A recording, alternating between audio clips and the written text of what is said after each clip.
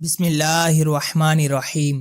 اہل بیت اطہار کے روشن چراغ حضرت امام جعفر صادق رحمۃ اللہ تعالی علیہ نے فرمایا، جو کوئی شعبان المعظم میں روزانہ 700 مرتبہ درود پاک پڑھے گا، اللہ کریم کچھ فرشتے مقرر فرما دے گا جو اس درود پاک کو رسول اللہ صلی اللہ تعالی علیہ وآلہ وسلم کی بارگاہ میں پہنچائیں گے۔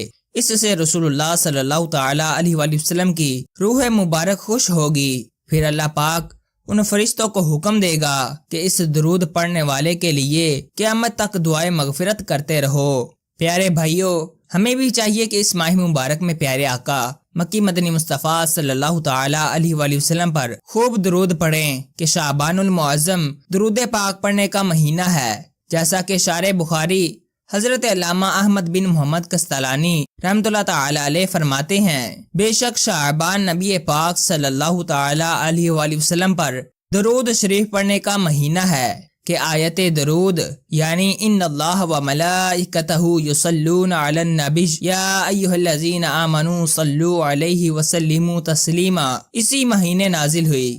اے عاشقان رسول، شعبان المعظم اسلامی سال کا 8واں مہینہ ہے جو رجب المرجب اور رمضان المبارک کے درمیان میں ہے۔ یہ ان 5 مہینوں میں سے پہلا مہینہ ہے جن کا چاند دیکھنا واجب کفایہ ہے۔ 5 مہینوں میں سے پہلا شعبان المعظم، دوسرا رمضان المبارک، تیسرا شوال المکرم، چوتھا ذوالقعدۃ الحرام اور 5واں ذوالحجۃ الحرام ہے۔ شعبان شعبن سے بنا ہے جس کے معنی ہے گھاٹی۔ چونکہ اس مہینے میں خیر و برکت کا عمومی نزول ہوتا ہے، اس لیے اسے شعبان کہا جاتا ہے۔ جس طرح گھاٹی پہاڑ کا راستہ ہوتی ہے، اسی طرح یہ مہینہ خیر و برکت کا راستہ ہے۔ رسول اللہ صلی اللہ تعالی علیہ وآلہ وسلم نے ارشاد فرمایا، اس مہینے کو شعبان اس لیے کہا جاتا ہے کہ اس میں روزہ رکھنے والے کے لیے بہت سی بھلائیاں شاخوں کی طرح پھوٹتی ہیں، یہاں تک کہ وہ جنت میں جا پہنچتا ہے۔ حضرت امام رافع رحمۃ اللہ تعالی علیہ فرماتے ہیں، اس حدیث پاک کا مطلب یہ ہے کہ ماہ شعبان میں مسلمان ذکر و اذکار، نیکیوں اور قرآن پاک کی تلاوت کی طرف مائل ہو جاتے ہیں اور رمضان المبارک کے لیے تیاری کرتے ہیں، اور شعبان المعظم میں رمضان المبارک کے روزوں کی فرضیت کا حکم نازل ہوا۔ پیارے بھائیوں، شعبان کا مہینہ چونکہ رمضان سے پہلے آتا ہے، لہٰذا جس طرح ماہ رمضان میں روزے اور تلاوت قرآن کا حکم ہے، اسی طرح ماہ شعبان میں بھی اس کی بڑی اہمیت ہے کہ روزے رکھے جائیں اور تلاوت قرآن کی جائے تاکہ استقبال رمضان کی تیاری ہو جائے اور نفس کو عبادات کی عادت ہو جائے۔ جنتی صحابی حضرت انس رضی اللہ تعالیٰ عنہ فرماتے ہیں، شعبان کا مہینہ آتا تو مسلمان قرآن کریم کی تلاوت میں مشغول ہو جاتے، اپنے مالوں کی زکوٰۃ ادا کرتے تاکہ کمزوروں اور مسکینوں کو بھی رمضان کے روزوں کی طاقت ملے۔ عظیم تابعی بزرگ حضرت سلمہ بن کوہیل رحمۃ اللہ تعالی علیہ فرماتے ہیں، ماہ شعبان کو تلاوت قرآن کرنے والوں کا مہینہ کہا جاتا تھا۔ حضرت حبیب بن ابو ثابت رحمۃ اللہ تعالی علیہ شعبان کے آنے پر فرماتے، یہ قاریوں کا مہینہ ہے۔ حضرت عمر بن قیس رحمۃ اللہ تعالی علیہ ماہ شعبان المعظم کی آمد پر اپنی دکان بند کر دیتے اور تلاوت قرآن کریم کے لیے فارغ ہو جاتے۔ پیارے بھائیوں، ہمارے بزرگان دین رحمۃ اللہ تعالی علیہم تو اس مبارک مہینے کو عبادت میں گزاریں، تلاوت کریں، نیکیوں کا اہتمام کریں، اور ہم غفلت کی نیند سوتے ہی رہیں۔ ایسے غافلوں کے بارے میں کہا گیا ہے، اے مبارک وقتوں میں کوتاہی کرنے والے، ان وقتوں کو ضائع کرنے والے اور انہیں برے اعمال سے آلودہ کرنے والے، تو نے کتنے برے کام ان مبارک وقتوں کے حوالے کیے۔ رجب چلا گیا اور تو نے اس میں کوئی نیکی نہیں کی، اور اب یہ برکت والا ماہ شعبان ہے۔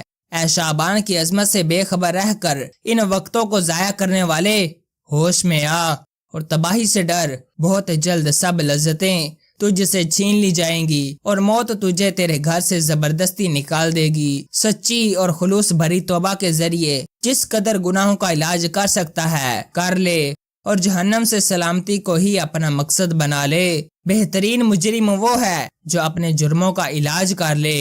حضرت ابو معمر رحمۃ اللہ تعالی علیہ فرماتے ہیں، ماہ شعبان نے بارگاہ الہی میں عرض کی، اے میرے رب، تو نے مجھے 2 عظمتوں والے مہینوں رجب اور رمضان المبارک کے درمیان رکھا ہے، تو نے میری کیا فضیلت رکھی؟ اللہ پاک نے ارشاد فرمایا، میں نے تجھ میں قرآن پاک کی تلاوت رکھ دی۔ پیارے بھائیوں، شعبان المعظم میں خوب نیکیاں کیجیے، خوب ذکر و اذکار، درود پاک اور تلاوت قرآن کریم کر کے اس عظمت والے مہینے کی خوب تعظیم کریں۔ اس عظمت والے مہینے کی اہمیت کے لیے اتنا ہی کافی ہے۔ اس کے بارے میں ہمارے پیارے آقا صلی اللہ تعالی علیہ وآلہ وسلم نے ارشاد فرمایا، ماہ شعبان میرا مہینہ ہے۔ اللہ پاک کے آخری نبی مکی مدنی محمد عربی صلی اللہ تعالی علیہ وآلہ وسلم جیسے رمضان کے روزوں کی تیاری فرماتے، ایسے ہی شعبان کے روزوں کی بھی تیاری فرماتے۔